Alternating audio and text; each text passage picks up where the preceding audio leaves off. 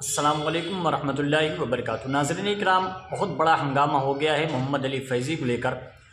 آپ جانتے ہیں کہ شاعروں کو کیا ہو گیا ہے، اتنا پیسہ لیتے پھر بھی اسٹیج پر نہیں جاتے، اور اسٹیج پہ جاتے بھی ہیں تو طرح طرح کے ہنگامہ فتنہ فساد پیدا کرتے ہیں۔ بہت سارے لوگ ایسے ہیں جو اسٹیجوں پر جا کر صرف اسٹیجوں کو مذاق بنا کر رکھ دیا ہے ان لوگوں نے۔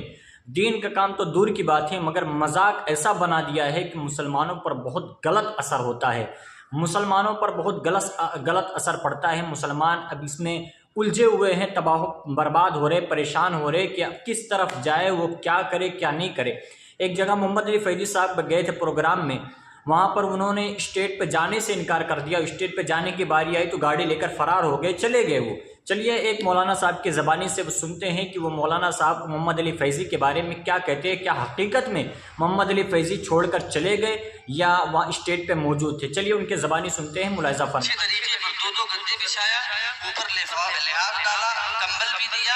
میں بولا آپ آرام کیجیے، سوئیے، جب اور کوئی ضرورت ہو تو بتائیے۔ وہ بولے کہ اب مائک دے دیجیے۔ میں بولا حضرت آپ کے لیے پورا جلسہ کیا گیا ہے، آپ کو انشاءاللہ گاؤں والوں کا مشورہ ہے کہ لاسٹ میں موقع دیا جائے گا، سمجھ رہے میری بات؟ اور آپ یہاں آرام کیجیے، جب میں آؤں گا تو انشاءاللہ آپ کو میں خود لے کر چلوں گا، اس کے بعد آپ چلیے گا۔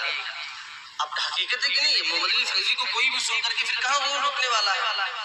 ہم نے یہ بات ان سے کی، اس کے بعد میں یہاں آیا، پورا ویڈیو کچھ ہی دیکھیں، دیر اس کے رکا، بعد کمنٹ اس میں کے آپ بعد نے آپ ضرور چلے گئے ہوں گے، فوراً میں واپس چلا گیا۔ وہاں سے فون آیا کہ محمد علی فیضی بھاگے جا رہے ہیں۔ جب میں گھر پر گیا تو وہاں کیا دیکھ رہا ہوں کہ وہ نہیں، حالانکہ ان کی تاریخ ہمارے گاؤں والوں نے دی، اور مین اس میں کریکٹر میرا تھا تاریخ لینے کا۔ 5000 روپیہ نقد میں ان کو آج 12 دسمبر 10:00 پہ بھیج چکا ہوں، ایڈوانس میں کرایہ، جو کہ اسکرین شاٹ میرے پاس کریڈٹ سے بھیجا ہوں، ایک اپلیکیشن ہوتا ہے وہ میرے پاس موجود ہے، سمجھ رہے ہیں؟ 25,000 اور 20,000 کا لفافہ میرے بیگ میں موجود ہے۔ ابھی میں یوٹیوب چینل پہ کھولوں گا اس لفافے کو، ایک ایک نوٹ گن کے دکھاؤں گا۔ یعنی ہم نے نذرانے میں بھی کوئی کمی بیشی نہیں کی۔ 25,000 سے بندہ 500 روپیہ بھی نہیں کم کیا نذرانہ آنے کے لیے، 500 روپیہ بھی۔ گاؤں کے لڑکے یہ ہار لے کر گئے، بولے حضرت چلیے آپ سب کو دیکھنا چاہتے ہیں۔ وہاں کچھ لوگ تھے، بولے نہیں ابھی جائیے، وہ ابھی نہیں جائیں گے۔ دوبارہ پھر بچے گئے، پھر وہاں سے بھیج دیا گیا۔ جب دوبارہ بچے گئے تو ایک صاحب اندر گئے اور بولے حضرت آپ چلیے، حقیقی بات یہ ہو رہی ہے، آپ چلیے جلسے میں۔ تو وہ کہہ رہے ایسا ہے، میں 15 منٹ جب میرا ٹائم بچتا ہے، 5 منٹ یا 10 منٹ یا 15 منٹ، تب میں اسٹیج پہ جاتا ہوں، اس کے پہلے نہیں جاتا ہوں۔ محمد علی فیضی یہ بات بول بولے، اس کے بعد یہ بھی بول رہے ہیں یہ نیپال ہے، میں پہلے آ گیا۔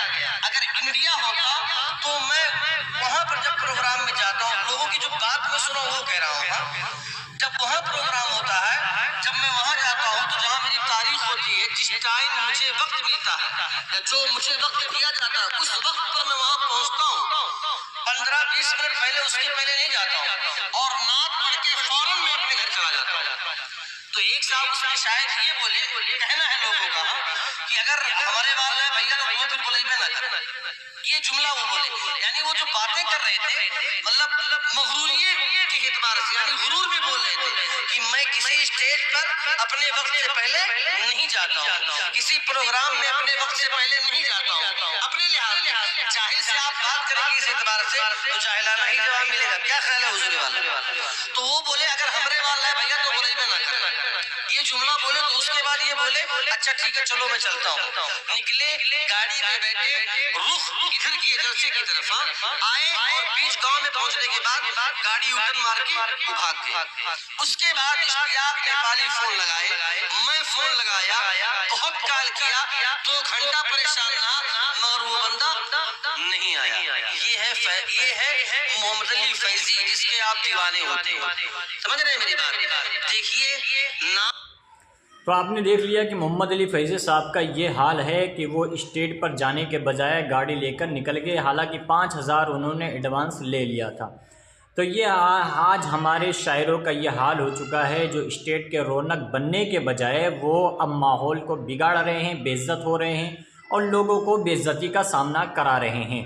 میرے پیارے آقا علیہ السلام کے پیارے دیوانوں، بس بتانے اور کہنے کا مطلب یہ، نبی کی نعت ایسی نعت ہے جسے پڑھنے کے بعد لوگ ہدایت پہ آنا چاہیے، لوگ دین کی باتیں سیکھے، اسے سمجھے اور ہدایت کے راستے پر چلے، نہ کہ برائیوں کی طرف رخ کرے۔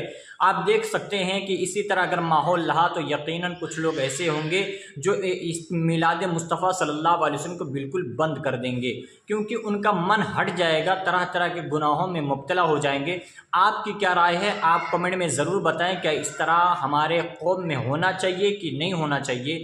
آج ہمارے مقرروں اور علماء اور کیا نام ہے شاعروں کا یہ حال ہے۔ میں صرف ایک بات کہوں گا کہ آپ کے گاؤں کے جو امام صاحب ہیں ان کی آپ ادب و احترام کریے، عزت کریے، اور انہیں پروگرام میں بلا کر نعت شریف پڑھائیے، تقریر کرائیے، قرآن خوانی کے لیے بلائیے، ہر چیز انہی سے کرائیے تو ایک ماحول بنے گا، کیونکہ وہی ہر جمعہ کو ہر وقت آپ کے کام آتے ہیں۔ تو میں بتانے اور کہنے کا مطلب یہ ہے کہ اس طرح آپ ماحول نہ بنائیں، بلکہ ایک اسلامی ماحول بنائیں تاکہ لوگ دین کی باتیں سیکھیں اور دین کے بات سیکھ کر دین کے راستے پر چلے، اللہ اس کے رسول سے قریب ہو، نہ کہ اللہ اس کے رسول سے دور ہو۔ آپ کمنٹ میں اپنی رائے ضرور بتائیے گا کہ یہ بات صحیح ہے کہ غلط۔ السلام علیکم ورحمۃ اللہ۔